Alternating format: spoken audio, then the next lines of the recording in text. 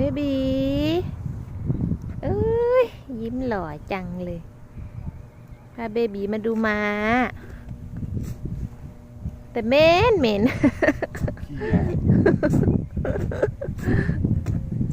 เหม็น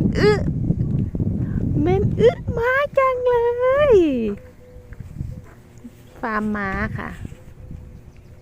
ฟาร์มม้าข้างถนนเป็นฟาร์มใหญ่ฟาร์มหนึ่งโอ้ม้ามีแต่ตัวใหญ่ๆค่ะ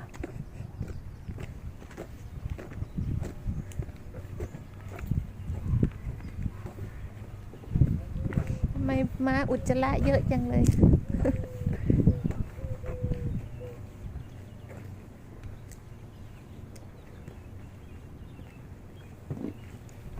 I like white color and the tree so beautiful สวยจังเลยบีบีดูม้าสวยสีขาวเห็นไหม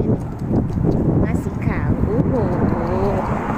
เพื่อนหาดูม้าตัวนี้ตัวใหญ่สีขาวตัวใหญ่จังเลยสวยตัวผู้โอ้สวย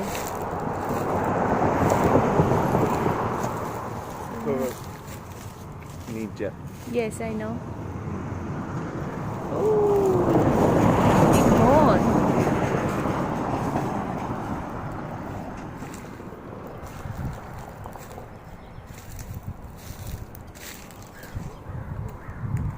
เพื่อนๆมาดูม้าตัวใหญ่ๆ2 ตัวนี้